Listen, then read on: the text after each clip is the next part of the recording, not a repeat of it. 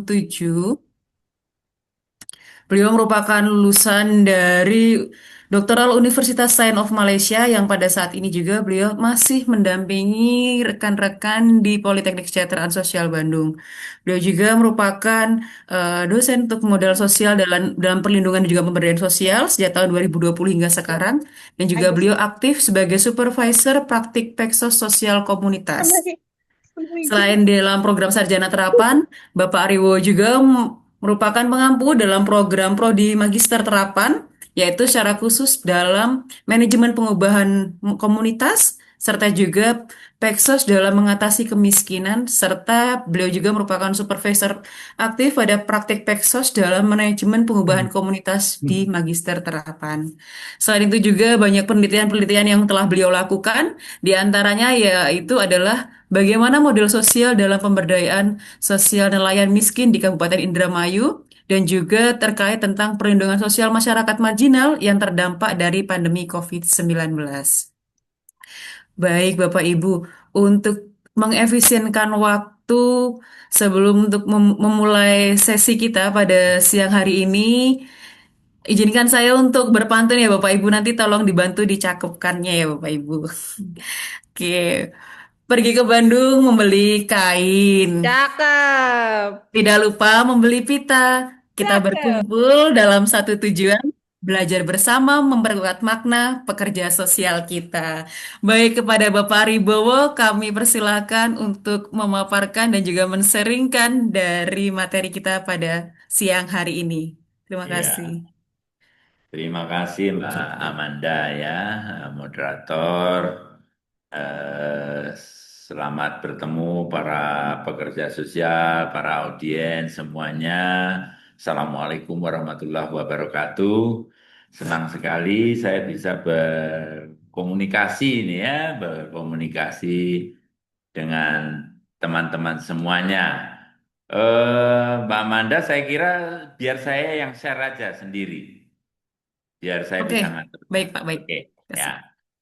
Hmm, sebenarnya saya apa namanya ini berbicara simpel saja, simpel, sederhana, tidak dalam rangka memberikan satu gagasan yang kompleks gitu ya, kompleks besar, bermakna gitu bukan, tetapi hanya mengingatkan saja sedikit gitu ya. Eh, Sebenarnya bahasan saya di sini adalah mendefinisikan ulang ya. Mendefinisikan, coba saya share sebentar.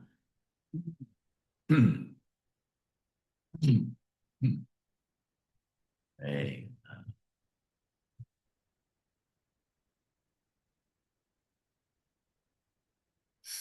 Sebenarnya bukan mendefinisikan ulang, tapi lebih kepada memaknai atau memahami, membuat pemahaman ulang gitu ya, memahami ulang mengenai praktik pekerjaan sosial makro atau praktik pekerjaan sosial dengan komunitas yang seringkali kita sebut dengan pekerjaan sosial komunitas. Saya terdorong untuk apa ya membagikan gitu ya, membagikan pemahaman kita tentang pekerjaan sosial makro ini berdasarkan satu apa namanya eh, berdasarkan satu pengamatan gitu ya, pengamatan baik di kalangan mahasiswa, baik di kalangan mahasiswa sarjana terapan, sarjana S1 atau magister, bahkan juga mungkin pada pendidikan, level pendidikan yang lebih tinggi pada tataran S3 gitu ya. Itu selalu apa mengistilahkan, istilahnya itu beraneka ragam. Beraneka ragam sekali istilah yang berujuk pada berakhir bermuara pada konsep yang kurang lebih sama gitu ya, kurang lebih sama. Hmm. Oke. Eh, apakah sudah kelihatan ini ininya ya? Sudah, Bapak. Sudah ya. Hmm. Jadi kita ingin memahami ulang supaya kita paham beraneka ragam istilah yang ada. Ini saya bukan dalam arti menggurui karena kebetulan saya ada di Poltek Esos, bukan berarti saya menggurui.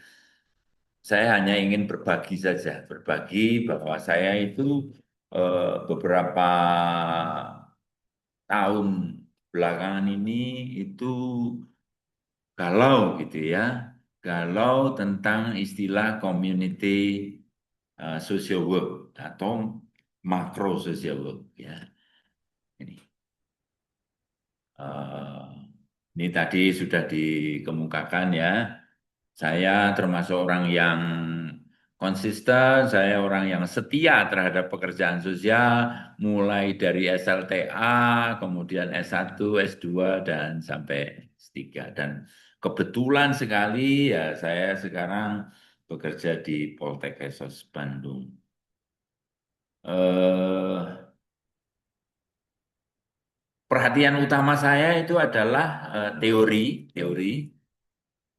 kemudian makro pekerjaan sosial, makro pekerjaan, praktik makro pekerjaan sosial. Ya, ini sudah kita pahami ya bahwa praktek pekerjaan sosial masyarakat atau praktek pekerjaan sosial komunitas itu merupakan satu seni. Ini sudah sering kali kita pahami atau yang sering kita dengar. Dan dia grounded inexperience, jadi berlandaskan pada pengalaman langsung. Ya, kita beraneka ragam praktek itu sudah dilakukan, banyak sekali yang sudah dilakukan dan istilahnya beraneka ragam.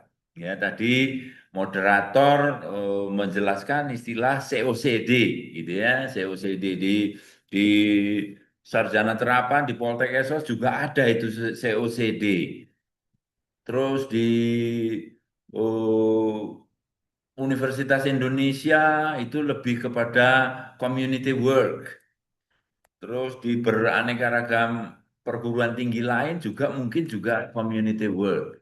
Nah, kita ingin menata atau memetakan ulang gitu ya, memahami ulang sebenarnya seperti apa yang sesungguhnya gitu ya.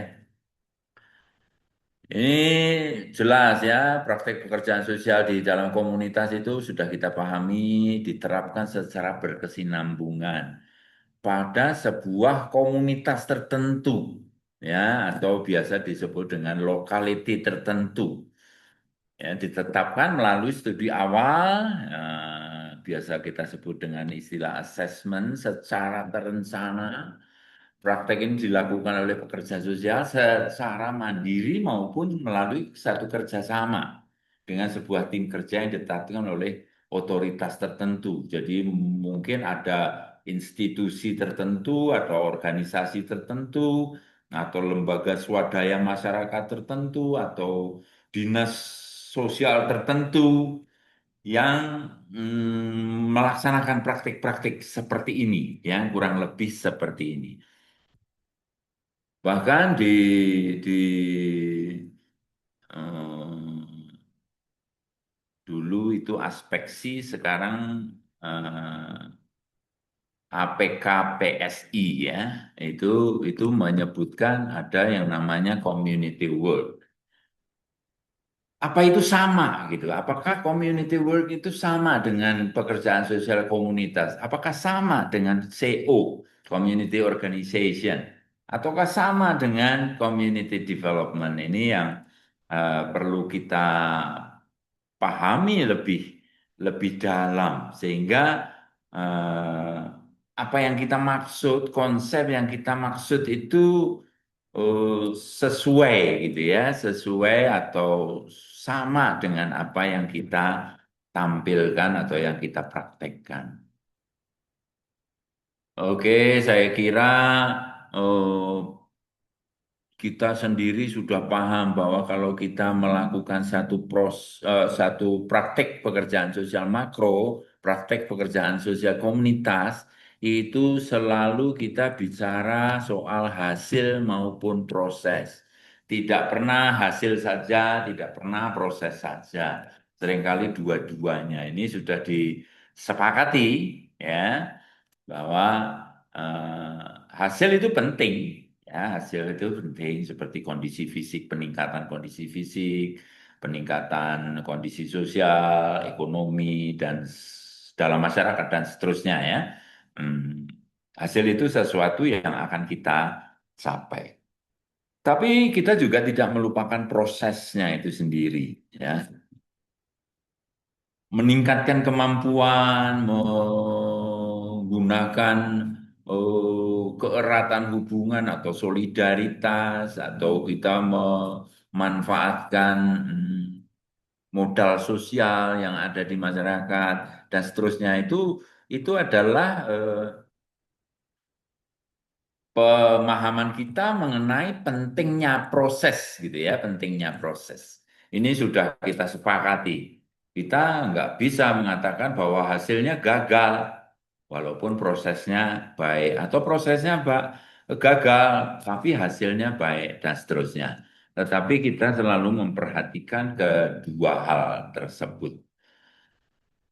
Ya, jadi pembahasan berikutnya dalam tulisan ini diarahkan untuk memahami ulang, ya. Jadi bukan mendefinisikan ulang, tetapi kita memahami ulang tentang praktek pekerjaan sosial dengan komunitas sebagai proses maupun sebagai hasil. Praktek pekerjaan sosial dengan komunitas ini memiliki banyak sekali definisi dan istilah yang berbeda-beda, gitu ya, berbeda-beda. Tidak seperti matematika atau fisika, di mana istilah yang digunakan itu diturunkan secara ilmiah dan didefinisikan secara ketat melalui turunan-turunan dan seterusnya, ya. Tapi praktek pekerjaan sosial dengan komunitas ini berkembang dengan banyak konotasi yang berbeda-beda, ya, yang berbeda-beda. Tapi apakah sama dari masing-masing pengertian tersebut? Mari kita eh, kupas satu-satu gitu ya, kita nggak bukan bukan ingin membuat satu apa namanya gagasan besar gitu, tetapi kita ingin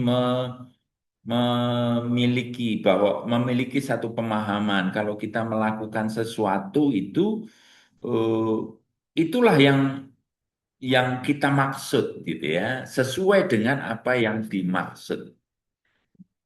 Ini beberapa istilah nih, beberapa istilah. Ada yang namanya tadi yang saya sebut tadi community work, ya, community work.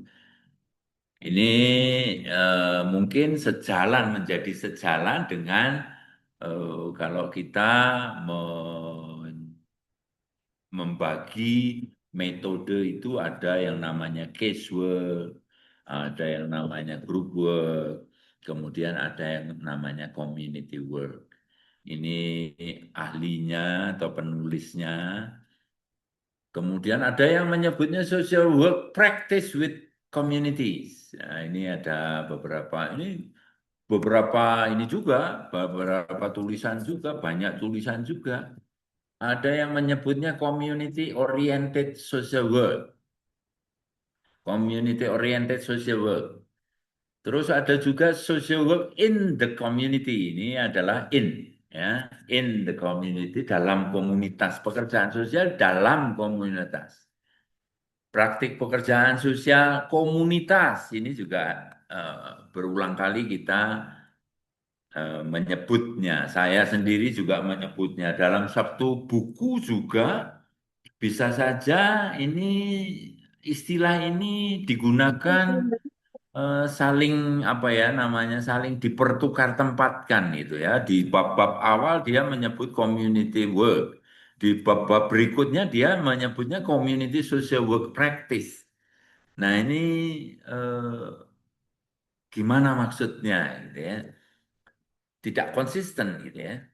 Ini Rothman ini seringkali menggunakan community social work practice atau community based social work. Ini juga ini jarang kita dengar, tapi ada juga beberapa buku yang menjelaskan mengenai ini. Social work approaches and community practice itu juga eh, kemudian ada community practice in social work.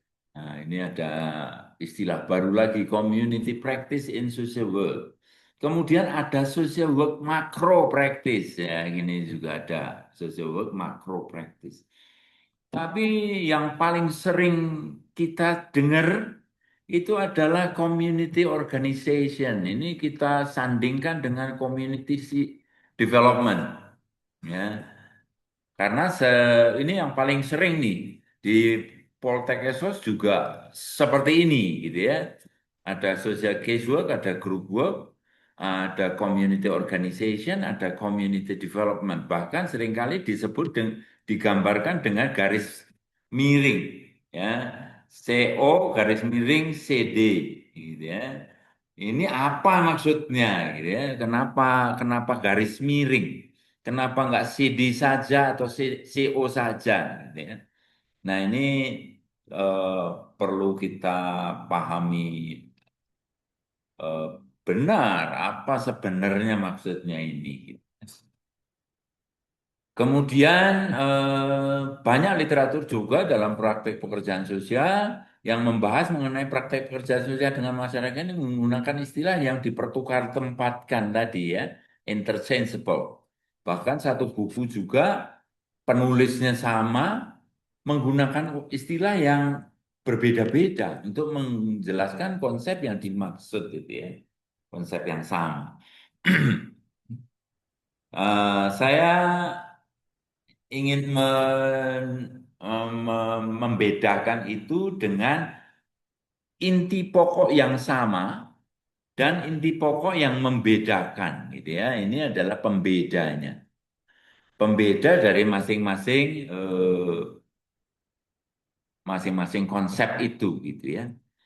Yang pertama ingin kita bahas yang terlebih dahulu adalah hal yang sama ya. Hal yang sama atau nilai yang sama atau oh, atau apa ya fokus yang sama gitu ya dari semua konsep yang ada. Yang pertama adalah hal yang sama. Semua konsep apapun namanya itu selalu berupaya untuk mengembangkan pelayanan yang merespon secara sensitif terhadap permasalahan, kebutuhan, serta keunikan lokal. Mengutamakan keunikan lokal nih, selalu mengedepankan keunikan lokal. Jadi eh, hal-hal spesifik, sumber daya, dan seterusnya yang unik dari lokality itu menjadi fokus, gitu ya. Kemudian pekerjaan sosial komunitas sebagai suatu teori maupun ini ada yang menyebutnya teori, ada yang menyebutnya metode. Itu selalu kedua konsep itu atau semua konsep yang berbeda-beda istilah itu selalu menekankan anti penindasan, selalu itu. Pemberdayaan selalu dan anti kekerasan. Nah, ini apapun namanya, konsep-konsep praktik pekerjaan sosial dengan komunitas itu eh, selalu menekankan anti penindasan dengan pemberdayaan yang beraneka ragam. Ini pemberdayaan juga istilah yang konotasinya berbeda-beda, ya konotasinya. Ada yang menyatakan bahwa pelatihan-pelatihan itu pemberdayaan. Tapi ada juga yang menyatakan bahwa pemberdayaan itu nggak ada kaitannya sama manusia. Yang diberdayakan itu sebenarnya bukan manusianya. Yang diintervensi bukan manusianya, tetapi strukturnya yang diintervensi. Sehingga manusia yang berada di dalam struktur itu menjadi berdaya. Gitu ya. Tapi kita nggak membahas secara lebih dalam mengenai pemberdayaan ini. Tapi yang jelas semua istilah itu menekankan anti penindasan, kemudian pemberdayaan, dan anti kekerasan. Yang ketiga, semua konsep yang berbeda-beda itu selalu menekankan desentralisasi. Ya, jadi small is beautiful, gitu ya. Anggota itu penting, hal-hal yang kecil itu penting. Tidak ada sentralisasi, gitu ya, tidak ada sentralisasi. Tidak terpusat, tetapi tersebar. Ya, tidak terpusat, tetapi tersebar. Semua konsep itu pasti menekankan ini, selalu menekankan ini, desentralisasi. Pentingnya sesuatu yang tersebar, gitu ya. Terus kemudian yang berikutnya adalah ciri yang sama dari semua konsep yang ada tadi adalah strategi yang digunakan memiliki hubungan yang sangat erat dengan yang namanya integrasi. Ya. Integrasi atau nilai yang menyatakan bahwa sesuatu yang terpisah harus diikat menjadi satu kesatuan utuh.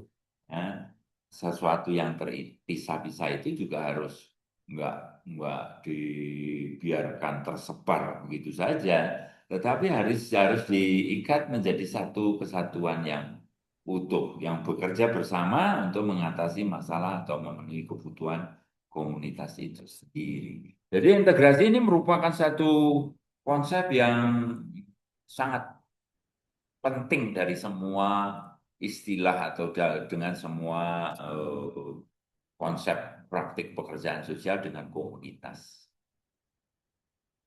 Pekerja yang berikutnya adalah pekerja sosial komunitas bekerja dengan kelompok lokal. Nah, ini pasti nih, selalu nih kalau bekerja dengan kelompok lokal, organisasi lokal, institusi lokal, atau apapun namanya, gitu ya.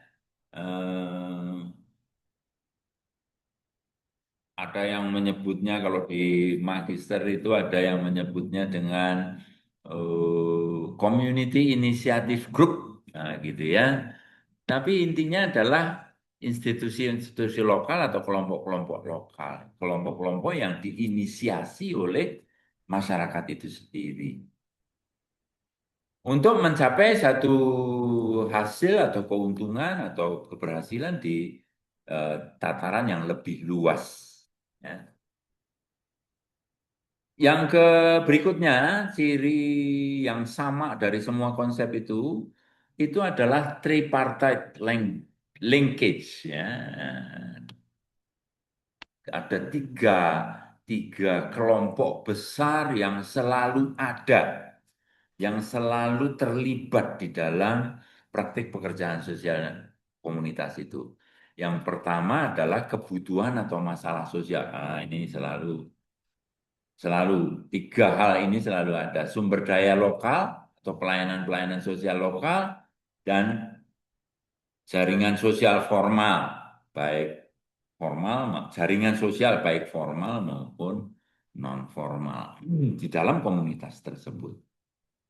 Ini eh, kesamaannya, ya.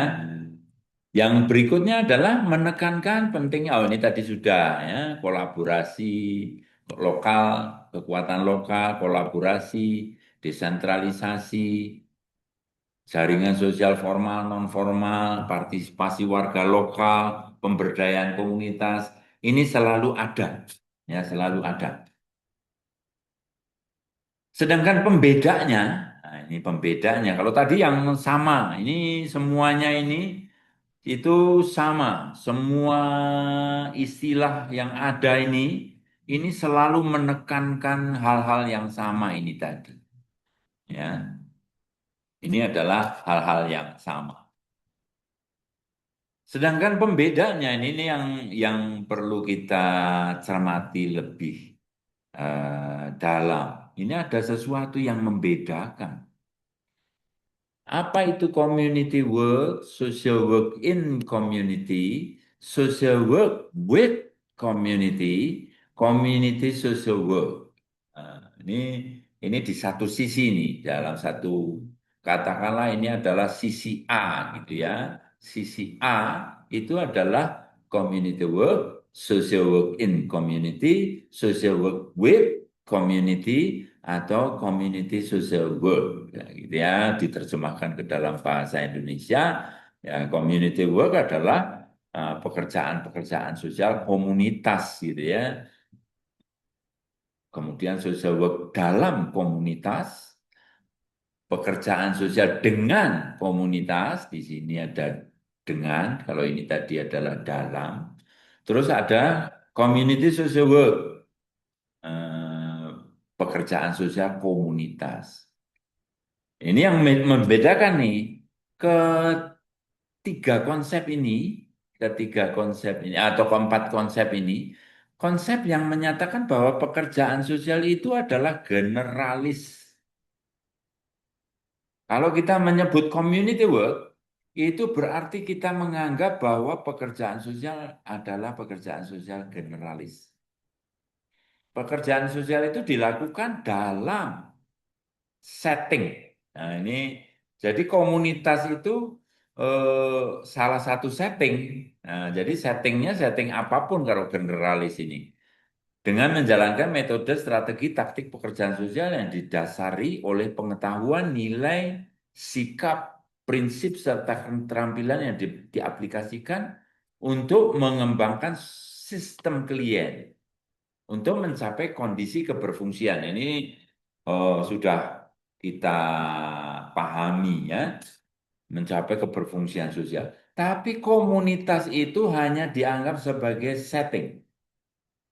Kalau kita menganggap bahwa pekerjaan sosial generalis, ya, kita itu beraliran pekerjaan sosial generalis. Kalau generalis, ya kita menyebut pekerjaan sosial yang dilakukan di dalam komunitas menjadi pekerjaan sosial community work, ya community work. Sedangkan istilah lain yang juga generalis itu social work in communities, itu juga generalis. Kemudian pekerjaan sosial dengan komunitas itu juga generalis.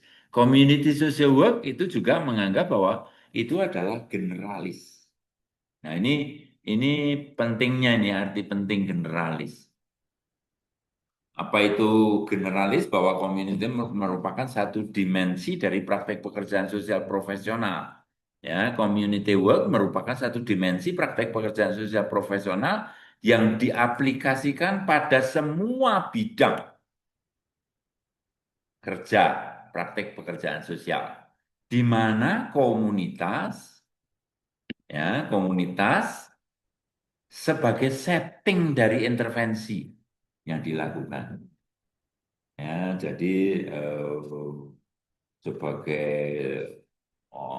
latarnya gitu ya, latar dari praktek yang dilakukan. Prakteknya bisa apa saja, praktek pekerjaan sosial klinis juga bisa, tapi dalam setting komunitas, ya. Clinical social work bisa dilakukan dalam setting komunitas atau pekerjaan sosial dengan kelompok-kelompok itu juga bisa dilakukan hanya saja dalam setting komunitas. Nah, itu kalau kita menggunakan istilah yang kita tadi sebutkan adalah community work. Kalau kita menyebut community work berarti kita menganggap bahwa diri kita itu adalah generalis, ya, pekerja sosial generalis. Oke, jadi komunitas adalah arena praktik. Tetapi pekerjaan sosial ini adalah generalis, generalis, generalis. Sedangkan komunitas adalah arena praktik. Ya.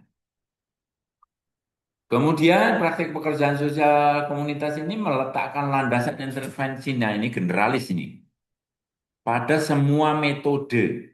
Ini diingat, praktik pekerjaan sosial meletakkan landasan intervensinya pada semua metode utama maupun sekunder pada setting atau pada konteks komunitas dengan memanfaatkan semua dimensi partisipasi maupun jejaring sosial yang ada untuk mencapai keberfungsian sosial secara efektif. Jadi kita mengutamakan semua metode. Ada casework, ada group work, ada tadi disebutnya COCD, ya, CO dan CD, Community Organization dan Community Development.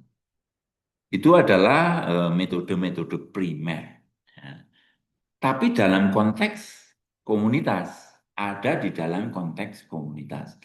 Kalau kita menyebut sebagai community work, gitu ya, ini empat ini. Community work, social work in community, social work with community, community social work. Itu selalu menyebut bahwa dirinya praktisi pekerja sosialnya adalah generalis. Kemudian ada satu kelompok lagi atau paradigma. Kalau saya tadi memudahkan, saya sebut ini adalah paradigma A gitu ya. Nah, paradigma A. Paradigma A ini adalah yang bersifat generalis, ya, generalis. Terus kemudian yang paradigma B, ini katakanlah ini adalah paradigma B. Paradigma B. Itu biasanya menyebut dengan istilah makro social work practice. Makro social work practice ini, nah ini Rothman ini eh, oh, bergeser nih. Tadinya dia menyebutnya COCD, kemudian menyebutnya locality development, kemudian sekarang di akhir-akhir dia menyebutnya menjadi makro. Ya. Mereka ini menyebut bahwa praktik pekerjaan sosial itu melakukan praktiknya itu jauh kebalik intervensi individual. Ya, dia tidak hanya kalau tadi yang generalis tadi bisa saja dia melakukan intervensi individual, tapi dengan menggunakan kekuatan-kekuatan, partisipasi, proses-proses yang ada di dalam masyarakat. Ya. Tapi intervensinya mungkin saja tetap individual. Itu adalah generalis. Tetapi kalau praktek makro ini, itu dia jauh kebalik intervensi individual.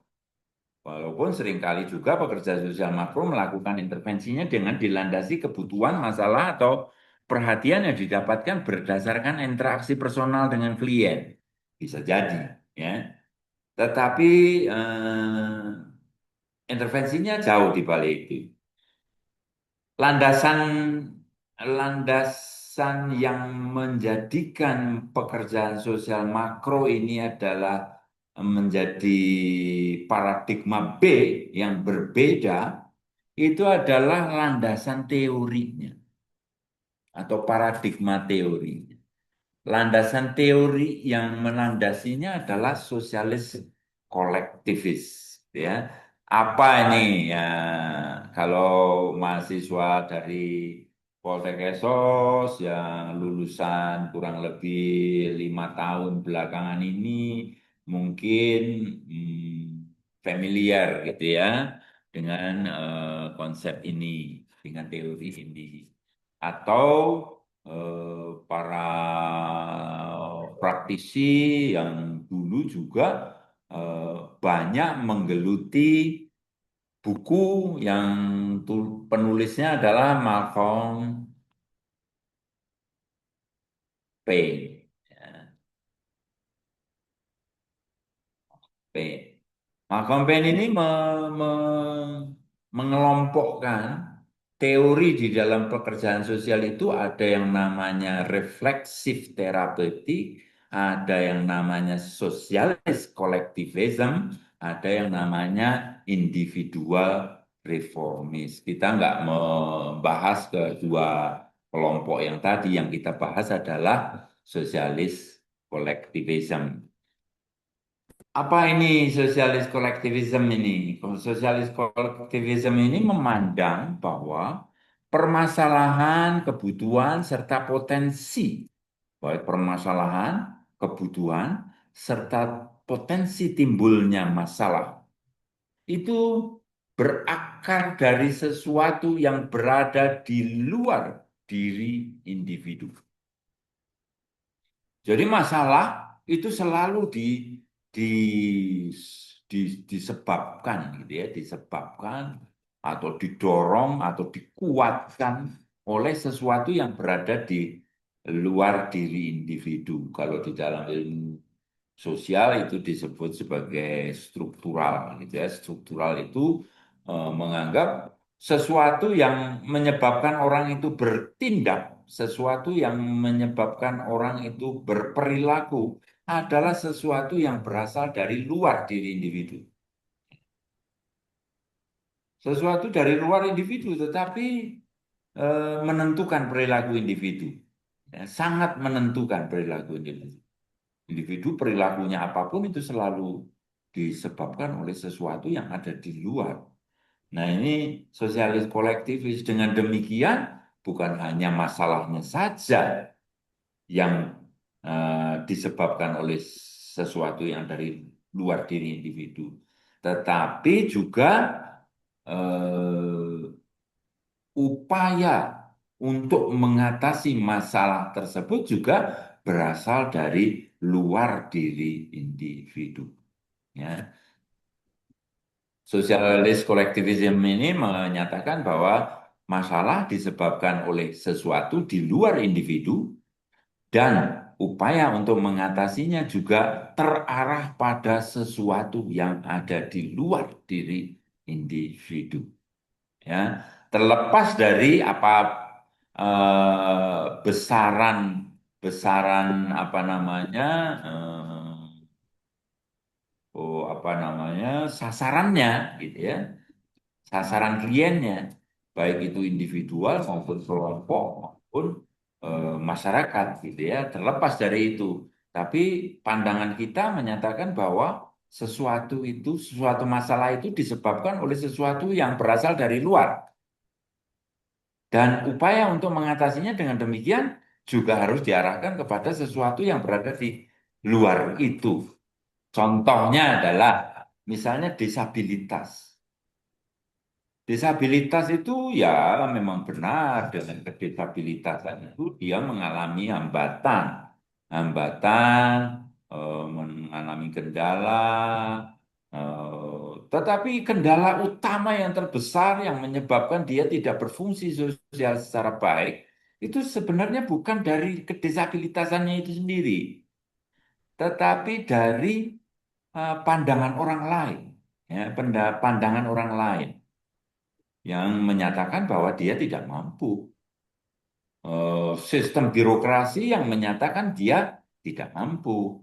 Sistem ekonomi kita yang menyatakan bahwa dia tidak mampu. Dengan demikian, kalau kita mempekerjakan orang disabilitas, maka organisasi kita atau industri kita atau kantor kita itu mengalami kerugian karena yang kita pekerjakan adalah orang yang tidak sempurna. Nah, inilah yang yang dimaksud sosialis kolektivis ini adalah sesuatu yang berada di luar orang itu sendiri, gitu ya.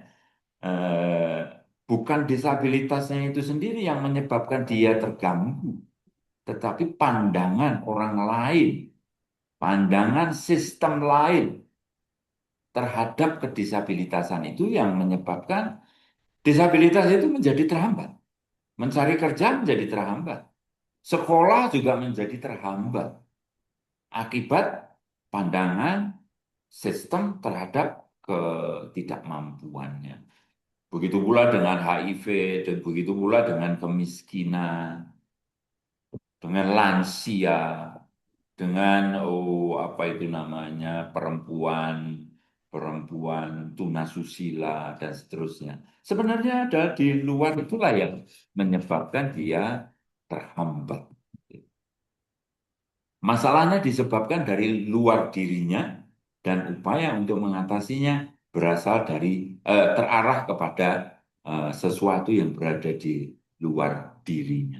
Ini praktek pekerjaan sosial makro, praktek pekerjaan sosial makro.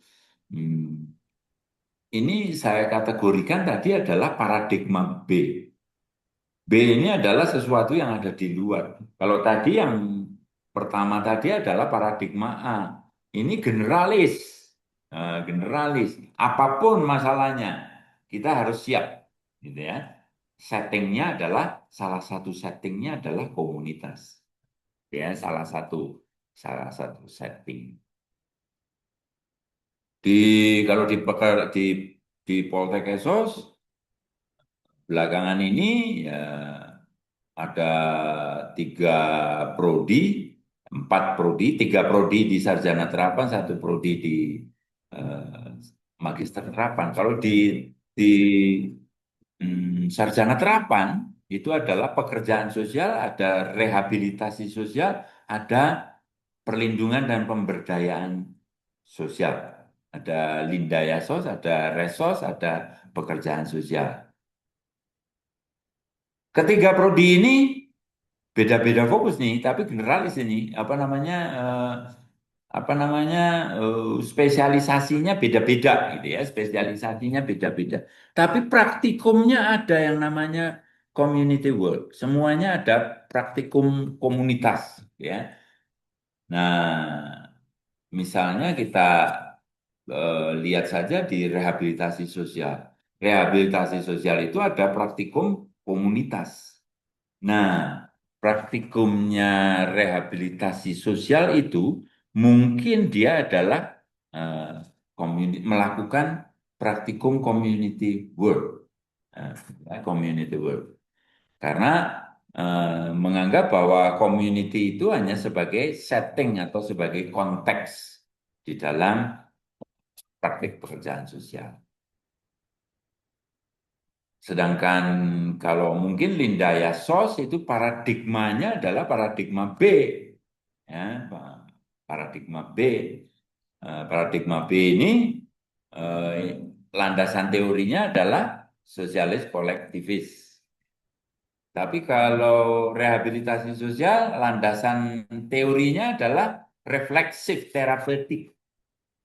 Refleksif terapeutik itu terapi ya diarahkan kepada terapi dan refleksif terapi yang dilakukan itu bersifat saling memantul antara pekerja sosial dengan klien, you and me gitu ya, antara klien dengan pekerja sosial, makanya disebut sebagai refleksif reflection, saling memantul, hubungan yang saling memantul, respon merespon antara pekerja sosial dengan klien yang semuanya diarahkan pada terapi. Itu namanya refleksif. Tapi terapi refleksif ini tadi dilakukan di dalam konteks, di dalam setting komunitas. Itu namanya adalah uh, community work. Ya, community work. Kemudian ini penulisnya adalah Netting, terus ada Gilbert, Tyrrell, Carger dan seterusnya ya. Ini dari hasil apa ya? Sitat sana, sitat sini, baca sedikit di sana, baca sedikit di sini. Saya merumuskan seperti ini. Mohon maaf jika ada sesuatu yang tidak cocok atau saya apa namanya meramunya menjadi kurang pas gitu ya. Kemudian ada istilah yang terakhir ini yang paling sering kita gunakan. Ada istilah CO, ada istilah CD. CO itu adalah Community Organization dan CD adalah Community Development.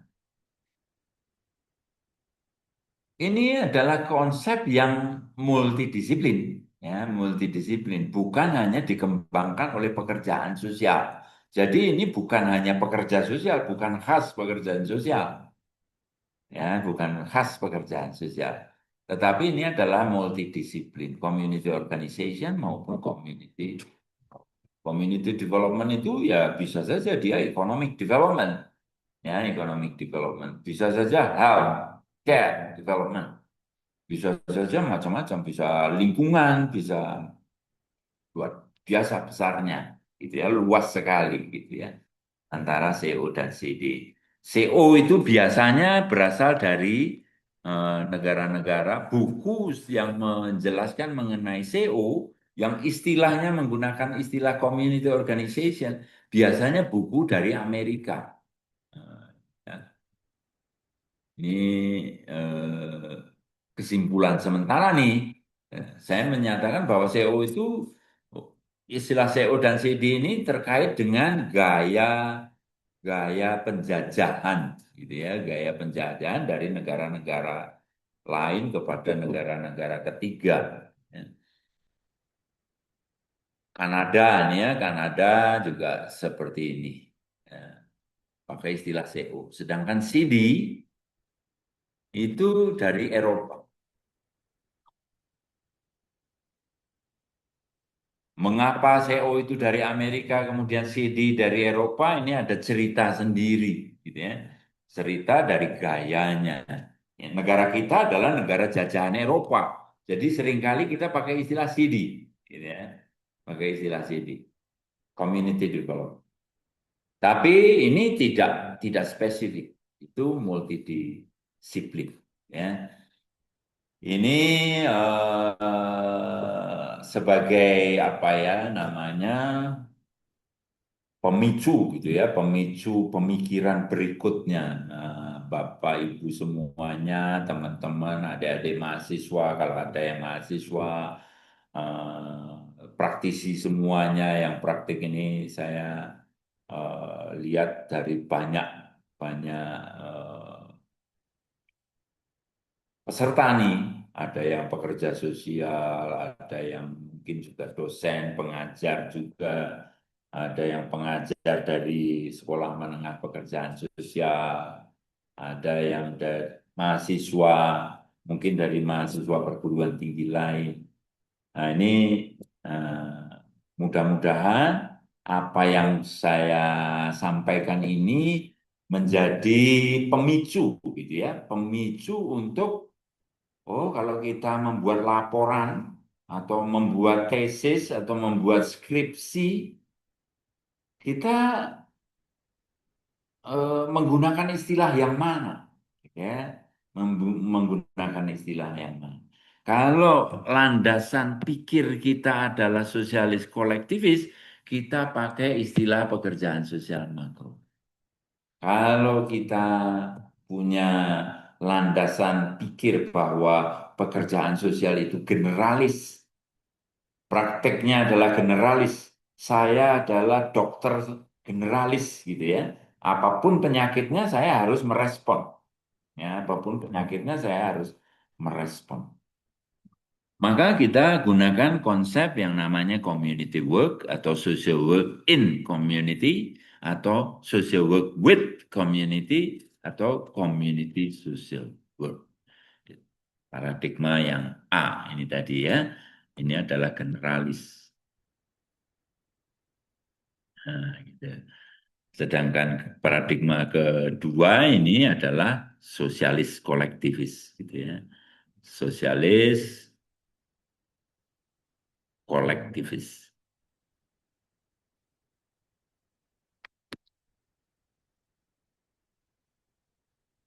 Itu saja, mudah-mudahan ini saya tidak harus memilih yang mana gitu, bukan, tetapi mari kita memetakan sendiri diri kita ini melakukan yang mana, gitu ya, melakukan yang mana. Sehingga istilah atau konsep yang kita gunakan juga mengacu kepada apa yang yang sejalan dengan diri kita itu. Baik, itu saja. Ini ada beberapa eh, buku atau sumber yang saya gunakan untuk pemikiran ini, berbagi pemikiran ini. Itu saja yang bisa saya sampaikan. Terima kasih kepada teman-teman semuanya. Saya mohon maaf jika ternyata pemahaman saya kurang tepat. Ah, mari kita diskusikan kalau memang ada waktu. Silakan, saya kembalikan kepada Mbak Amanda. Silakan Mbak Amanda sebagai Baik, moderator. terima kasih banyak Bapak Aribut. Untuk Bapak Ibu kita berikan aplaus virtual untuk Bapak Aribowo yang telah memaparkan materinya yang cukup luar biasa. Ya Bapak, terima kasih banyak Bapak. Terima kasih.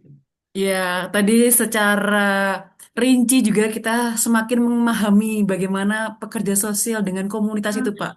Tadi kalau saya boleh menarik sedikit kesimpulan, Pak, untuk membersamai Bapak Ibu dan rekan-rekan dalam sesi diskusi ini bahwa pekerjaan sosial komunitas itu berfokus pada pemberdayaan dan juga partisipasi warga, di mana untuk menciptakan perubahan sosial secara kolektif, bukan hanya membantu individu, tetapi menguatkan sistem komunitasnya seperti itu.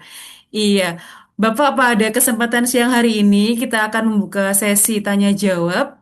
Di hadapan kita sudah ada satu penanya terlebih dahulu secara langsung ini ada dari Gorontalo, dari Ibu atau Kakak Nur Laila Lamatenggo. Iya, Kak Nur Laila kami persilahkan.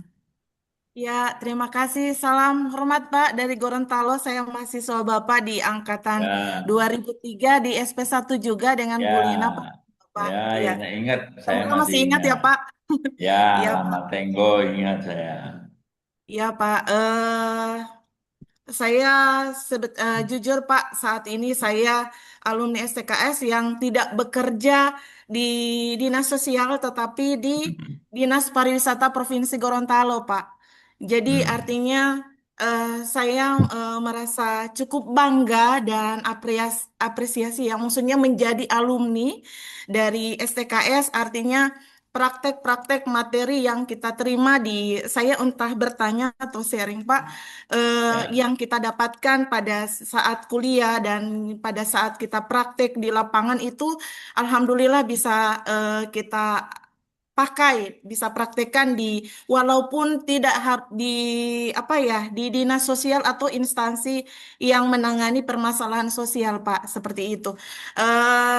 Saya sering ingin mengikuti kegiatan kan apa sertifikasi, tetapi saya bingung apa saya mengisinya dalam praktek peksos yang mana seperti itu karena kan seperti kita tahu seperti sudah dijelaskan sama Bapak ada generalis juga eh, ada beberapa paradigma juga yang kita lakukan jadi saya dengan tertarik untuk mengikuti ini saya lihat oh ini Pak dosen ini kan maksudnya mereview kembali maksudnya kita mengingat kembali apa yang sudah disampaikan sebelumnya nah saat ini saya menangani pengembangan ekonomi kreatif yang berhubungan langsung dengan person-person, dengan orang-orang artinya praktek yang kami terima bagaimana kita menghadapi, maksudnya saya di sini kan waktu STKS kemarin lebih ke praktek makro ya, pengembangan masyarakat. Kemudian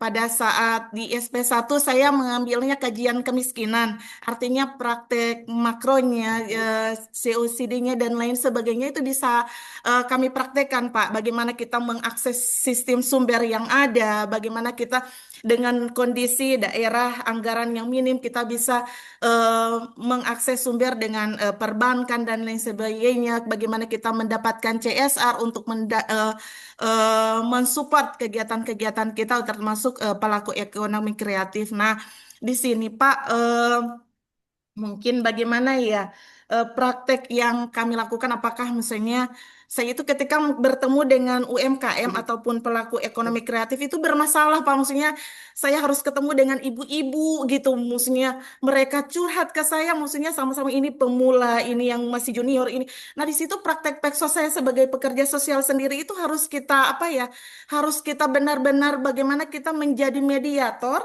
ataupun bagaimana kita menjadi fasilitator dalam melaksanakan praktek Pak, biar kita tidak ada namanya intinya saya ingat bagaimana kita menghilangkan simpati, kita harus tetap empati di mana dalam pelaksanaan praktek supaya kita bisa memberikan solusi di dalam penanganan permasalahan. Jadi saya bangga Pak mesti jadi alumni STKS, artinya praktek Alhamdulillah. materi yang kita laksanakan itu. Ya, jadi apresiasi yang luar biasa Pak gitu untuk STKS. Entah Ya. eh, bisa di-share kembali ke kami bagaimana kita apa ya bagaimana apa membangun melaksanakan praktek pekerja sosial yang inklusif walaupun di ruang maksudnya bagaimana membuka ruang eh, bagaimana seorang peksos begini bagaimana seorang peksos bisa berkontribusi di semua bidang termasuk pariwisata maupun ekonomi kreatif eh, di sektor lainnya tanpa kehilangan nilai dasar dia sebagai pekerja sosial ataupun muncul keberpihakannya pada komunitas seperti itu, Pak. Izin, Pak. Salam. Terima kasih, Pak. Salam buat Bu Lina, Pak. Iya, terima kasih Mbak Nur Laila. Mbak Nur Laila, saya ingat nih, Nur Lailanya agak lupa, tapi kalau ingat Lama Tenggo, itu Iya, menjadi Pak. ingat saya ya, di Iya, SP1 dulu ya. Eh, Pak. karena saya sudah ada di situ dari mulai SP1 dulu, ya, Iya, sudah Pak. lama Siap. sekali. Baik ya, kalau saya nggak punya satu solusi bagaimana ini cara cara kalau tadi Mbak Nur Laila menyatakan kita bisa, gimana sih caranya supaya kita bisa masuk ke beraneka ragam setting katakanlah begitu, beraneka ragam bidang tanpa kita harus kehilangan jati diri. Ya, seolah-olah seperti itu. Apa, bagaimana caranya? Ya. Saya nggak punya satu solusi, tidak punya satu kiat, gitu ya, tidak punya satu kiat. Iya. Eh, intinya adalah pekerja sosial itu punya satu aliran. Pekerja sosial itu masing-masing pekerja sosial itu punya alirannya sendiri-sendiri ya. Kalau saya gitu ya, saya mengklaim saya itu Suaranya kamu.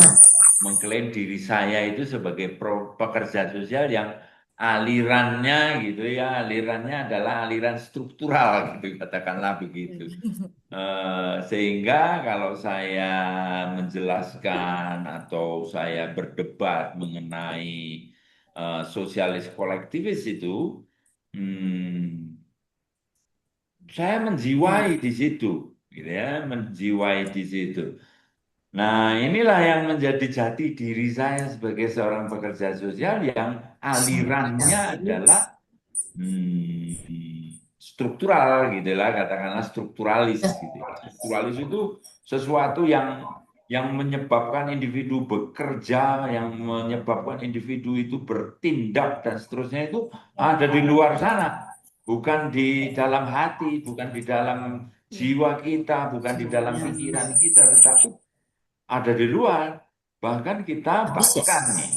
Oh, belum. bahkan kita menyebut diri kita ini sendiri itu adalah sebenarnya adalah korban dari struktur. Struktur itu adalah sesuatu yang nggak kelihatan gitu ya, nggak Sana kelihatan, dapur. nggak bisa dipegang, nggak bisa dilihat, nggak bisa ditimbang, tapi menindih kita.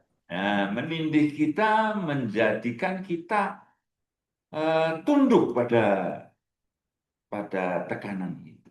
Ya, kalau saya sebagai orang Jawa, maka kejawaan saya itulah yang menjadi struktur buat saya, yang menindih saya. Saya sebenarnya korban dari kejawaan saya sendiri. Ya. Kebatakan saya, Mbak Nurlaili dari Gorontalo itu juga juga strukturnya itu menyebabkan perilakunya seperti itu, gitu ya, perilaku seseorang itu gara-gara itu. Orang memilih apa namanya, hand and body lotion saja. Hand and body lotion itu sesuatu yang kecil gitu ya. Terus kemudian yang kita pilih adalah hand and body lotion yang ada whitening agent. Whitening agent itu adalah unsur pemutih gitu ya, membuat kulit itu menjadi putih. Karena struktur kita menyatakan yang namanya orang cantik itu yang kulitnya putih gitu ya, yang kulitnya putih sehingga kita terdorong untuk apa itu namanya, memenuhi standar itu gitu ya, memenuhi standar itu. Sehingga hal-hal kecil juga kita terdorong ke situ. Apalagi perilaku-perilaku yang lebih besar. Mbak Nurlela pasti punya aliran sendiri gitu ya, aliran sendiri. Kalau saya mengatakan bahwa kalau saya ada di pariwisata gitu ya, kalau saya ada di pariwisata, saya beraliran seperti ini kemudian ada di pariwisata, maka pariwisata itu yang jadi sasaran itu adalah strukturnya, tatanannya, kebijakan-kebijakannya. Pariwisata nggak akan maju kalau negara itu tidak membela.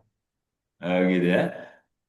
Karena aliran saya ke situ gitu ya, aliran saya itu bukan karena pariwisata itu bukan maju karena inisiatif pribadi gitu ya, pribadi dari orang-orang individu-individu dari masyarakat itu. Nah, tetapi kerangka besar yang diciptakan oleh pemerintah, oleh negara, gitu ya, oleh negara. Itulah yang memajukan se, apa namanya, pariwisata, gitu ya, menurut saya. Karena saya beraliran struktural, gitu ya, karena saya beraliran struktural. Kalau saya melakukan Komdev atau apapun namanya, kalau saya lebih senang istilah makro, praktik makro, maka saya praktik makro saya ya strukturalis. Nah, gitu ya, strukturalis. Pemberdayaan. Ini ada salah satu teman kita nih yang bertanya di chat ini, Ayu Wulandari dari Medan, tentang pemberdayaan. Kalau menurut saya pemberdayaan itu bukan individu yang diberdayakan, tapi strukturnya kita intervensi agar struktur itu memberikan support kepada seseorang yang tidak berdaya. Ya, agar struktur itu memberikan support kepada orang yang tidak berdaya. Karena pemberdayaan itu berasal dari daya atau power, ya, dari kata power. Power itu struktural.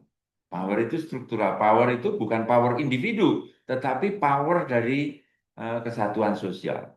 Ya, kesatuan sosial itu masyarakat. Ya. Jadi struktur masyarakatnya itulah yang harus kita intervensi agar dia memberikan support kepada orang yang tidak berdaya. Yang tidak berdaya itu siapa? Ya disabilitas, misalnya orang yang menderita HIV, atau orang miskin, nah, gitu ya. Itu sekolah rakyat itu juga yang disasar adalah struktur. Yang disasar adalah struktur. Negara campur tangan. Nah, gitu ya. Kan bukan individunya sebenarnya, tetapi negara struktur. Itu yang bisa saya sampaikan. Mungkin saya nggak tepat di dalam memahami apa yang disampaikan Mbak Nurlaila ya. Tapi itulah yang ini ya. Tapi untuk Mbak Wulandari ini dari Medan ini menanyakan kiat, ya kiat. Kiatnya seperti apa? Nah, kalau kita ingin memberdayakan penyalahgunaan nafsa, bagaimana mengoptimalkan peran Peksos gitu ya. Ada beraneka ragam strategi, ada. Tapi kan kita nggak tahu konteksnya seperti apa, gitu ya, masalahnya seperti apa, situasinya seperti apa. Kalau kita bicara kiat di dalam pemberdayaan, itu berarti kita mengingkari pemberdayaan itu sendiri. Karena pemberdayaan itu harus sesuai dengan konteks, gitu ya, sesuai dengan konteks.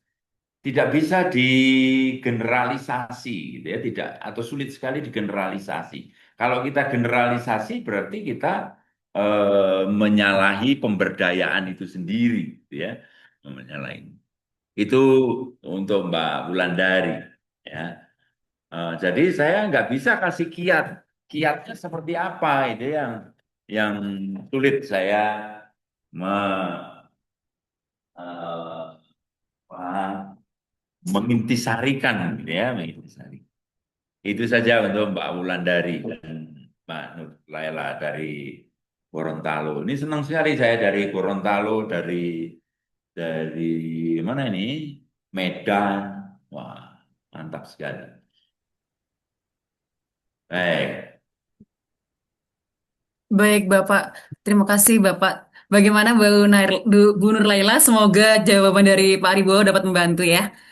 Baik, Pak. Tadi Iya. kalau kita lihat dan kita resume bersama di kolom chat tadi sudah terdapat 4 penanya ya, Pak.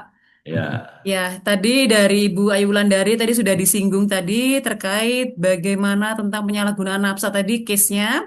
Kemudian juga ini ada lanjutan pertanyaan, Pak. Sebelum kita nanti akan ke Pak Sakroni, kita satu pertanyaan dulu dari kolom chat ya Pak Sakroni.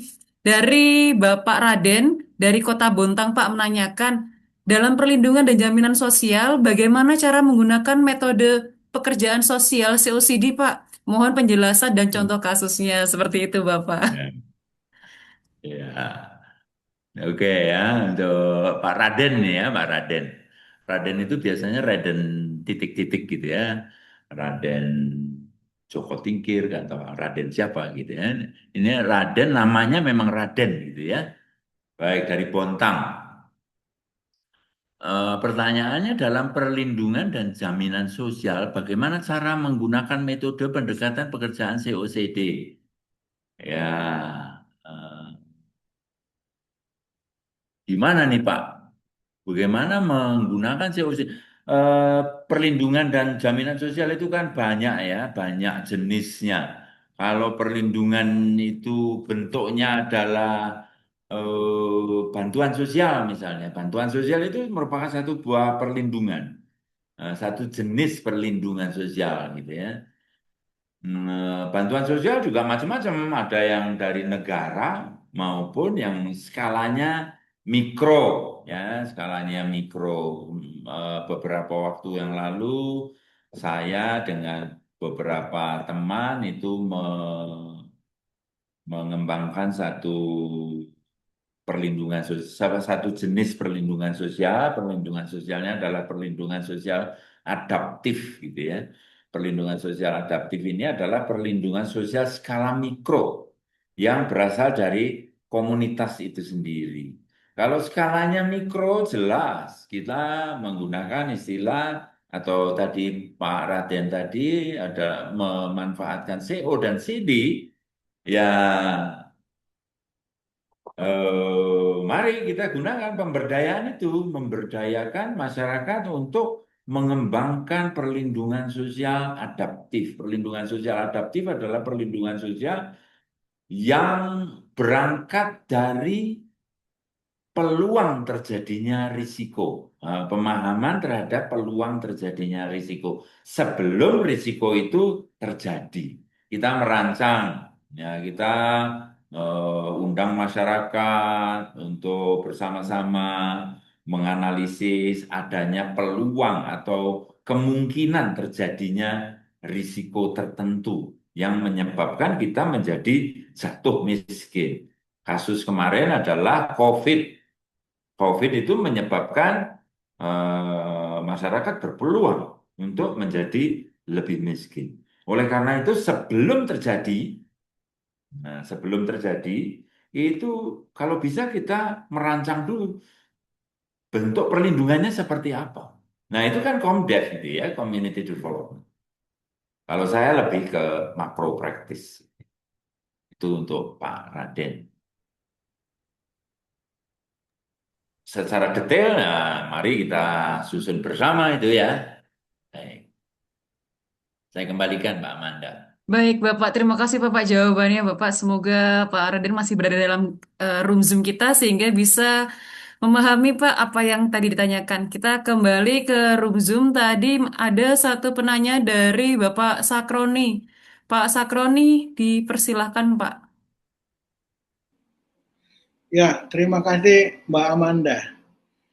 Baik, yang saya hormati para peserta atau audien di Zoom siang hari ini. Ini saya ngomong berkaitan dengan langsung dengan pakar community ya, community work atau social community ya. Ada 3 hal Pak Ari yang ingin saya tanyakan ya. Yang pertama itu berkaitan dengan paradigma Pak Ari. Dalam konteks praktek, kapan seorang social worker sebaiknya menggunakan istilah community work dibandingkan dengan macro social work practice. Itu yang pertama, terkait dengan paradigma itu. Yang kedua berkaitan dengan aplikatif ya. Saya contohkan, seseorang mahasiswa itu melakukan pendampingan keluarga miskin. Settingnya entah di kelompok warga atau di kegiatan RT atau RW. Istilah apa yang paling tepat untuk digunakan dalam konteks tersebut, dalam konteks aplikatif seorang mahasiswa melakukan pendampingan keluarga tersebut.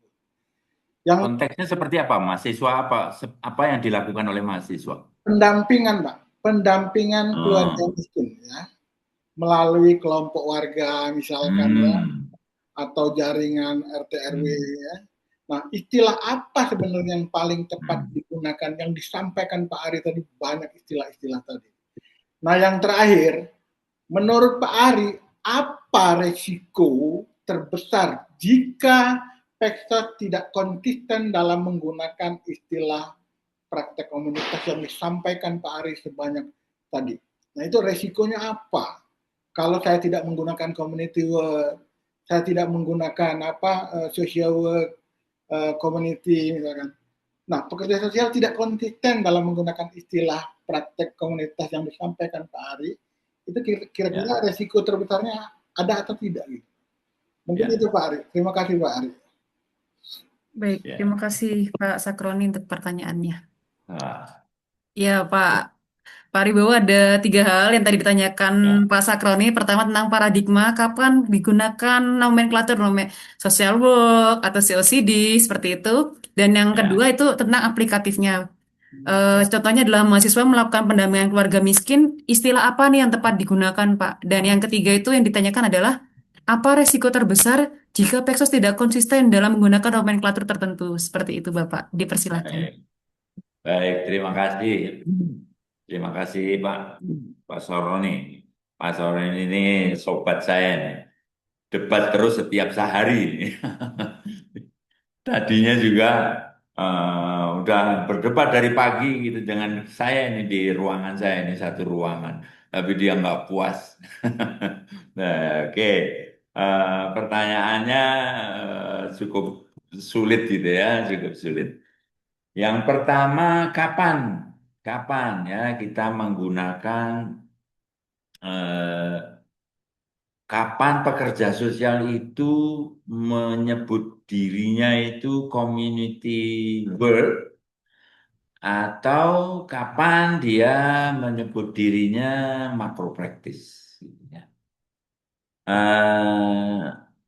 Tadi yang sudah disampaikan ini bukan pemikiran saya, tetapi saya mau mengintisarikan dari berbagai tulisan ya tadi dari beberapa orang penulis. Seseorang itu kalau mendefinisikan dirinya, mendefinisikan praktik yang dilakukannya itu adalah generalis. Saya adalah pekerja sosial generalis. Ya, saya melakukan praktik pekerjaan sosial. Generalis. Aliran saya adalah generalis. Saya generalis itu artinya saya melakukan semua metode, ya, saya semua metode, baik itu individual, kelompok maupun komunitas. Tapi kebetulan saat itu saya melakukan clinical social work gitu ya, pekerjaan sosial klinis. Tapi saya memanfaatkan setting komunitas sebagai konteks saya. Ya, konteks praktik saya. Katakanlah saya adalah mahasiswa yang sedang praktik gitu ya di lapangan. Maka saya menyebut diri saya melakukan community work. Ya, saya melakukan community work. Kalau secara ekstrim, saya tadi sebutkan, kalau saya ini adalah prodi resos, kemudian saya melakukan intervensi kepada katakanlah nafsa gitu ya, penderita korban nafsa. Kemudian korban nafsanya itu individual, individual. Tetapi saya memanfaatkan sumber daya, saya memanfaatkan proses-proses yang ada di dalam komunitas untuk mengintervensi korban nafsa itu. Maka saya menyebut diri saya adalah community worker. Community workers. Tapi kalau saya itu spesialisasi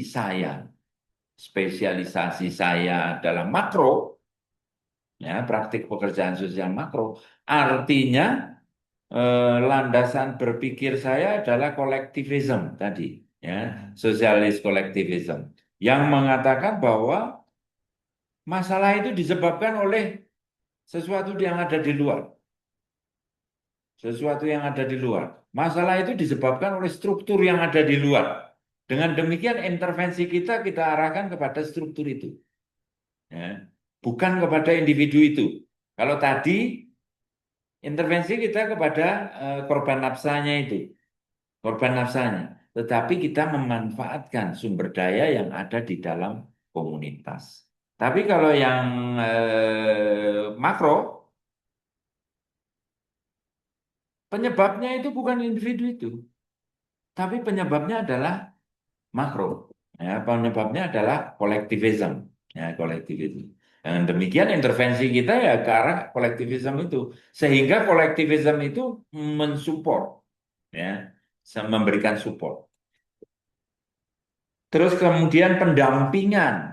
Pendampingan itu apa sih itu? Apa itu pendampingan? Saya nggak paham persis nih istilah pendampingan. Kalau saya telusuri pendampingan itu ada istilah facilitating, ada juga eh, accompanying, ada juga istilah enabling, enabler. Itu juga kalau kita gambarkan itu mengarah kepada pendampingan. Nah, tapi pendampingan itu kan hanya satu media begitu saja. Tidak kelihatan apakah pendampingan itu diarahkan untuk melakukan intervensi yang terarah pada kolektivisme ataukah kepada individu. Nah, kalau pendampingan itu kepada individu dengan menggunakan sumber daya atau kekuatan-kekuatan yang ada di dalam komunitas, maka saya menyebut ini sebagai community work. Tapi kalau pendampingan itu diarahkan kepada misalnya kita mau apa namanya, mengadvocate gitu ya, mengadvocate satu kebijakan, ya itu dapat saya kategorikan sebagai makro, ya makro. Tapi umumnya ada beberapa hal yang enggak sejalan. Umumnya pendampingan itu adalah generalis. Ya, umumnya adalah generalis. Yang didampingi siapa? Kelompok. Yang didampingi siapa? Orang. Yang didampingi adalah orang. Yang diberdayakan siapa? Orang. Dengan menggunakan sumber daya, proses-proses, partisipasi, dan seterusnya yang berasal dari komunitas. Jadi dapat dikatakan itu adalah community work. Kemudian apa risikonya? Pertanyaan ketiga, jika istilah yang digunakan tidak konsisten. Saya mengatakan bahwa kalau kalau istilah yang kita gunakan tidak konsisten, ya berarti apa yang kita lakukan itu tidak berlandas pada, nah gitu ya, tidak berlandas pada pemahaman yang sebenarnya. Tapi ada peluang juga justru bagusnya, ada peluang juga. Orang yang tidak konsisten di sini ini membuka peluang untuk mengembangkan secara lebih apa ya, lebih out of the box gitu ya, lebih out of the box mengenai praktek pekerjaan sosial makro ala kita. Nah, gitu ya, ala kita. Kita justru mempunyai peluang untuk mengembangkan lebih lebih jauh lagi bahwa kita tuh punya punya praktek pekerjaan sosial sendiri nih, ya, gitu ya. Bahkan beberapa buku di bab-bab awal dia menyebut community work, tapi di belakangnya kemudian dia seringkali menyebut makro, makro. Nah, ini kan berarti dari orang yang sama dalam buku yang sama dia menggunakan istilah yang tidak konsisten, yang saya sebut tadi interchangeable, saling dapat dipertukar-tempatkan, gitu ya. Ya, selama ini kita juga seperti itu. Ya, selama ini ada yang menyebutnya makro praktis, ada yang menyebutnya CO, ada yang menyebutnya CD, ada yang menyebutnya CO garis miring CD. Ini tidak konsisten juga. Tapi yang kita lakukan ya gitu-gitu juga. Ya, gitu ya, sama juga. Kita harus mempunyai satu pemahaman bahwa pemikiran kita itu yang membimbing praktek yang kita lakukan. Ya, praktek yang kita lakukan. Itu saja yang bisa saya sampaikan, Pak Roni. Monggo. Baik, Pak. Terima kasih banyak, Bapak, untuk jawabannya. Kita akan melanjutkan untuk di pertanyaan melalui kolom chat, Bapak. Ada Ya. pertanyaan lanjutan dari kolom chat, sebentar, Bapak.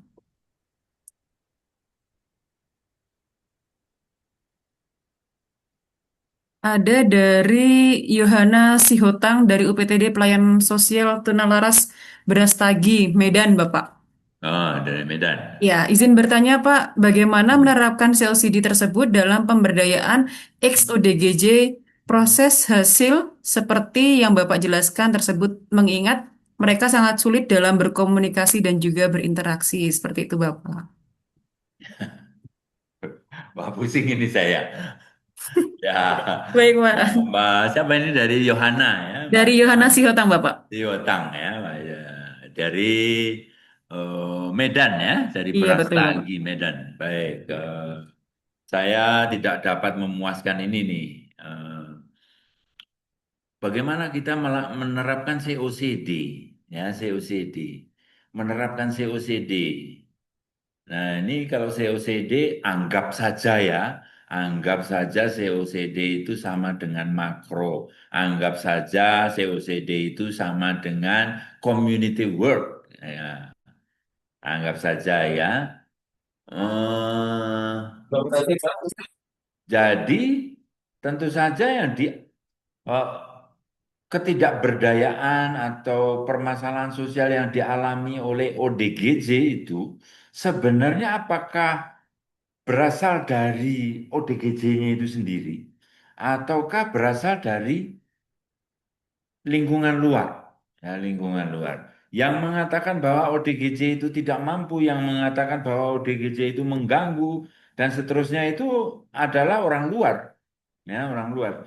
Sama seperti disabilitas gitu ya, sama seperti disabilitas yang mengatakan bahwa disabilitas tidak mampu disabilitas ini mengalami hambatan dan seterusnya itu adalah orang di luar, orang luar. Nah, dengan demikian intervensinya otomatis bukan kepada disabilitasnya itu sendiri, bukan kepada ODGJ-nya itu sendiri, tetapi kepada pihak yang memberikan yang menimbulkan masalah itu, yang menjadikan dia tidak berdaya, yang menjadikan dia tidak terperhatikan.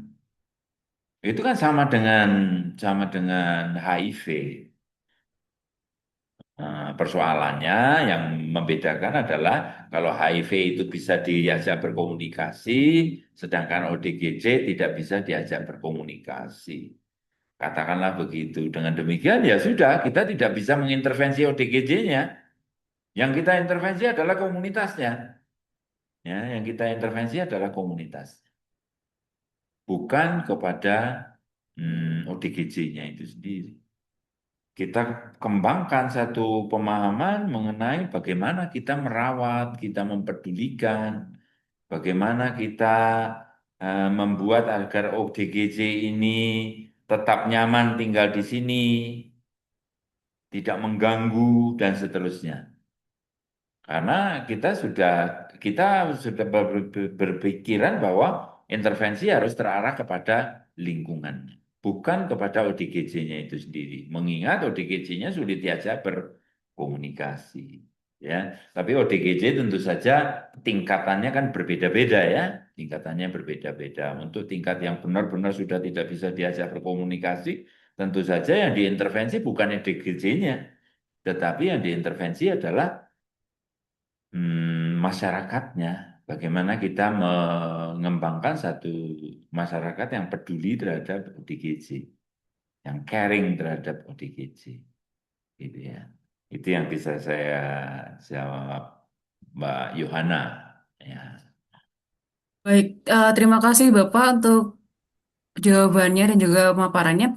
Ada satu pertanyaan lagi Pak dari kolom chat yang masuk tadi dari Bapak Marwono Pak. Ya. Pertanyaannya adalah bagaimana solusi jika di kabupaten atau kota belum ada regulasi untuk urus SIP Peksos, padahal sudah penuhi sumpah dan STR. Seperti itu Bapak. Wah, ini pertanyaannya sulit-sulit ini. SIPP itu apa ya? SIP ya, SIP, Surat Izin Praktek gitu ya Surat izin maksudnya. Iya betul praktek, Pak. surat izin praktek Peksos. Surat izin praktek pekerjaan sosial. Surat izin praktek pekerjaan sosial itu yang menerbitkan itu Kota, menteri itu ya. kabupaten kota, Pak. Iya. Setahu saya yang menerbitkan adalah kementerian, menteri itu. SK-nya SK menteri. Ya. Sedangkan kalau sertifikasi dan seterusnya itu adalah lembaga sertifikasi. LSP P2 itu ya yang diselenggarakan oleh Kementerian Sosial. Sedangkan di situ sudah ada apa tadi? Sudah ada sumpah. Iya Bapak betul Bapak. Sudah ada sumpah dan juga sudah memiliki STR seperti itu Pak. Hmm. Ya ini tinggal tinggal kementeriannya ini, kementeriannya. Kementeriannya yang menerbitkan SK. Saya nggak tahu persoalannya ada di mana. Ya, persoalannya ada di mana? Karena memang surat izin praktek itu, atau apakah itu asosiasi profesi, ataukah kementerian. Saya sendiri punya sebenarnya izin praktek itu. Surat izin praktek itu. Bersama Bu Didit, Bu Yana. Tapi di situ yang menerbitkan adalah Kementerian Sosial. Kementerian Sosial yang menandatangani adalah Menteri Sosial. Ya, Kementerian Sosial. Apakah, Pak, mohon maaf, apakah Ya. bisa, Pak? Apakah bisa ketika seorang Peksos yang belum punya izin itu berpraktek secara mandiri?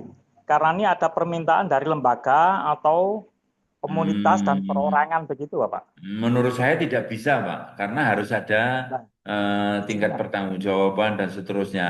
Kalau dia melakukan satu praktek, mungkin prakteknya itu adalah bukan praktek mandiri, tetapi dia terintegrasi dengan lembaga tempat dia bekerja, gitu ya. Itu saya kira bisa seperti itu. Kalau kalau praktek ya ini bukan kewenangan saya di dalam menjawab nih Pak. Bukan kewenangan saya di dalam menjawab. Ya, Oke, mungkin siap, siap asosiasi Pak. profesi gitu yang menjawab ini bisa menjelaskan secara lebih rinci. Oke, siap. Terima kasih, Pak. Swarwono, Mawarno, ya. Salam kenal Mas Swarwono. Oke, oke. Oke, terima Eh, kasih ya, Pak. ya, Baik, Bapak, terima kasih banyak untuk sesi kita tadi sudah diberikan pertanyaan dari kolom chat kita ada sekitar 5 penanya dan juga dari pertanyaan langsung tadi ada dari Ibu Nur dan juga dari Bapak Sakroni. Baik, Bapak Ibu, kami masih membuka kesempatan. Mungkin masih ada 1 atau 2 penanya yang ingin menanyakan. Silakan di raise hand saja. eh, Ya, Pak, kayaknya sudah mulai peregangan ya, dulu. Saya mau ya, satu pantun, Pak. Nanti tolong dibantu dicakepkan ya, Pak, ya, ya, biar kita oke, mencairkan suasana. ya, Oke. Pergi ke desa melihat sawah. cakep, Petani bekerja penuh harapan. cakep, Komunitas bukan sekedar tempat bermakna, tetapi ruang bersama untuk tumbuh dan diberdayakan. iya, Oke, Bapak oke. Ibu yang masih ingin menanyakan, Pak Aribo masih membuka kesempatannya untuk kita mengulik kembali, bertanya tentang bagaimana Peksos dengan komunitas itu sendiri. Bagaimana Pak Aribo? Apakah masih ada yang ingin ditambahkan, Pak? Saya kira cukup, Bu. Moderator, Mbak Amanda. Oke. Salam buat semuanya. Mbak Megawati ini wajahnya yang terlihat di display saya. Ini ada Mbak Megawati. Dari mana Mbak Megawati Sitinjak ini? Dari Siborong-Borong, Sumatera Utara, Pak. Sumatera Utara. Ada Pak Dian. Pak Dian ini teman saya sekantor. Nur Irza.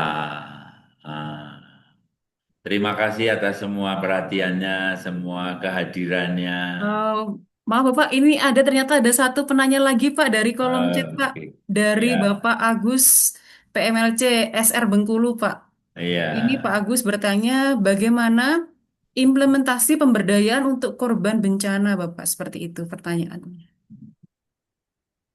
Implementasi apa tadi? Bagaimana implementasi pemberdayaan untuk korban Oh, bencana?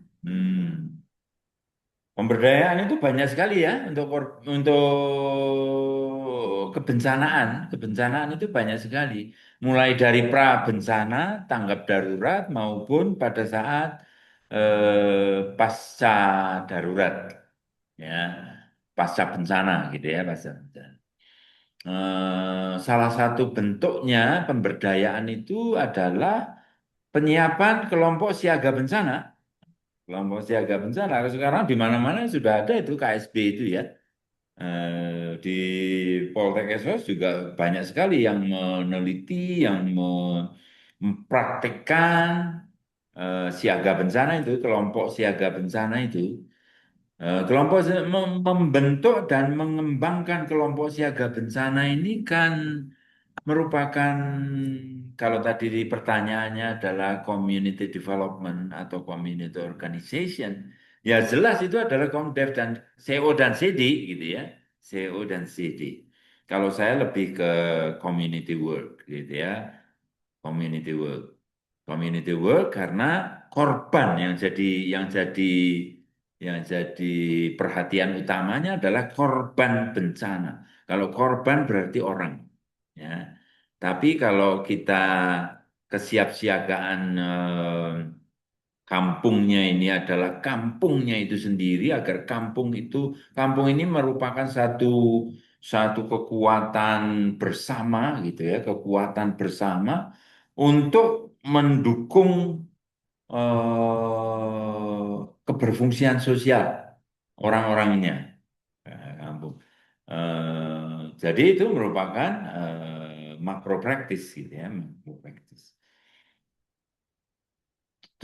KSB ini kan dimulai dari inisiasi, dimulai dari mengembangkan apa namanya sistem pendukung yang ada di situ, memunculkan kelompoknya, orang-orang kelompoknya, kemudian mengaktifkan mereka untuk bekerja dan seterusnya. Itu semuanya adalah CD tadi yang disampaikan. Yaitu bagian dari implementasi CD, implementasi makro practice. Ya, saya kira udah jelas itu ya. Implementasinya juga ke situ. Antara lain di dalam KSB itu tadi Kampung Siaga Bencana. Kalau di Kementerian Sosial itu Kampung Siaga Bencana. Kalau kalau di BNPB itu namanya apa ya? Namanya Destana kalau nggak salah. Destana itu Desa Tangguh Bencana. Nah itu kan juga merupakan community development. Mulai dari awal menginisiasi, kemudian menyemangati mereka bergerak, kemudian menghubungkan mereka dengan jaringan sosial yang ada di masyarakat situ untuk melakukan destana, membentuk destana kalau ala ala BNPB, kalau ala Kementerian Sosial ada Kampung Siaga Bencana, yang semuanya terarah kepada pra bencana, tanggap darurat bencana, dan pasca bencana. Dan itu bisa. Kalau kita melakukan analisis risiko saja, analisis risiko itu kan juga merupakan CD itu, Komdev itu, makro practice itu ya. Analisis risiko mengumpulkan warga masyarakat, kemudian mendorong mereka untuk menilai ancamannya seperti apa, bahayanya seperti apa, kemampuannya seperti apa, kemudian vulnerability-nya seperti apa. Sehingga kita bisa memasukkan itu ke dalam rumus, kemudian memperoleh nilai risiko itu berapa. Dengan demikian nilai risiko itu ditentukan oleh apa? Bahayanya kah? Kelemahan masyarakat itu sendiri atau ketidakmampuan, rendahnya kapasitas, atau kerentanannya. Ya, kerentanan itu misalnya masyarakat itu nggak terjangkau ambulans gitu ya. Masyarakat itu nggak punya jalan yang dapat diakses oleh kendaraan roda 4. Itu termasuk vulnerable. Ya. Tapi kalau capacity, ya mereka belum pernah berlatih misalnya gitu ya. Nggak pernah berlatih bagaimana mengurangi risiko. Itu bagian dari kemampuan atau kapasitas yang kurang. Nah, kapasitas yang kurang, kemudian kerentanan yang tinggi, itu kalau kita hmm, analisis itu menjadi sebuah uh, kesimpulan mengenai risiko. Ya, mengenai risiko. Itu kampung siaga bencana. Banyak yang dapat kita lakukan, banyak hal yang dapat kita pikirkan untuk mengelola itu. Ya. Dari dari sudut pandang community development, community organization. Oke, Mbak Manda, terima kasih. Baik Bapak, terima kasih Bapak. Iya Bapak Ibu dan saudara-saudara kasih, ternyata masih banyak ya untuk yang ingin bertanya dalam antusiasnya kita pada siang hari ini Bapak. Masih cukup banyak Ya, Pak di kolom kolom chat ini tadi dipantau masih ada juga yang masih bertanya. Tapi ternyata waktu juga yang memisahkan kita, Pak, di kesempatan webinar kita pada siang hari ini, Bapak. Kita akan bertemu kembali di webinar selanjutnya dengan tema dan ya, juga materi yang berbeda ya, Pak. Tentunya ya, nanti juga Bapak, Ibu, dan ya rekan-rekan Peksos sekalian bisa bergabung kembali ya, bersama Sekolah Inovasi Peksos dalam materi-materi yang selanjutnya ya Bapak. Saya izin ya, menyampaikan Bapak poin-poin dalam pemaparan kita pada siang hingga sore hari ini tadi. Yang pertama antara lain adalah bahwa praktik pekerjaan sosial komunitas itu adalah suatu seni intervensi ya, yang ya, berbasis pengalaman, teori, penelitian, dan juga etika. Lalu ya, kemudian tadi juga dijelaskan bahwa hal itu berorientasi pada pemberdayaan, partisipasi warga, anti penindasan, dan juga kepekaan terhadap kebutuhan lokal. Selain itu juga, komunitas menjadi arena praktik pekerja sosial generalis. Ya. Oke, Bapak Ibu, sebelum kita mengakhiri sesi webinar kita pada sore hari ini, saya mengingatkan kembali kepada Bapak Ibu yang belum mengisi presensi, bisa diisi terlebih dahulu presensinya terkait nanti untuk klaim sertifikat dan sebagainya akan disampaikan melalui email pribadi seperti itu. Untuk link akan kami sharekan kembali.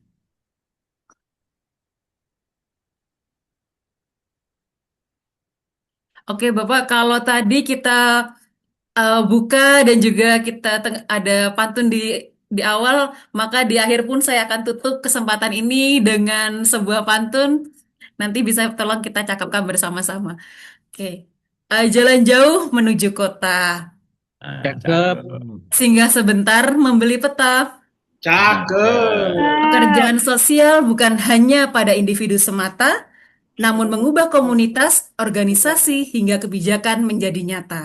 Saya Amanda Tiara Kusuma selaku moderator pada kesempatan sore hari ini pamit undur diri. Assalamualaikum warahmatullahi wabarakatuh. Waalaikumsalam. warahmatullahi Pak, wabarakatuh. Terima kasih Terima Bapak. kasih semuanya. terima kasih Pak. Salam Sehat, semoga Pak. dilindungi oleh Subhanahu wa Ta'ala. Selamat Sudah berpuasa. dipoto Berpuasa. Maaf lahir Terima batin, kasih. Pak. Ya, nggak dipoto Pak Manda. ini coba di ininya di. Oh iya Pak, maaf. Dipoto Kita Mbak. satu kali dokumentasi terlebih dahulu ya Bapak Ibu. Iya. Oke, Bapak Ibu, kita ada di 9 slide. Kita akan mulai di slide pertama terlebih dahulu ya. Oke, 1, 2, 3. Oke, kita lanjut ke slide kedua. 1, 2, 3. Oke, kita menuju ke slide ketiga, Bapak Ibu. 1, 2, 3.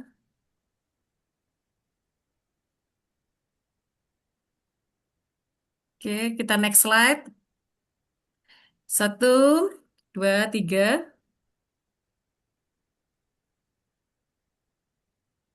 Di slide kelima, Bapak Ibu, mari kita 1, 2, 3.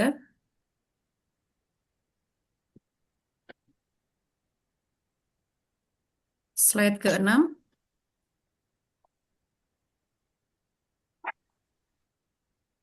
Oke, slide ke-7. Terima kasih, ini banyak sekali pesertanya. Iya, baik. Kita sudah sampai di set terakhir, set ke-9. Baik. Terima kasih banyak Pak Sampai Aribowo untuk 207 waktunya orang. dan juga Terima kasih pemaparannya. semuanya. Hana, terima kasih. Bu Nurjana, terima kasih Pak Saroni, semuanya. Terima kasih, Pak. Terima kasih. Bapak, Terima kasih, kita Pak. ilmunya Terima sangat kasih, bermanfaat, Pak. Bapak. Izin live. Nah, Iya. Jenlek.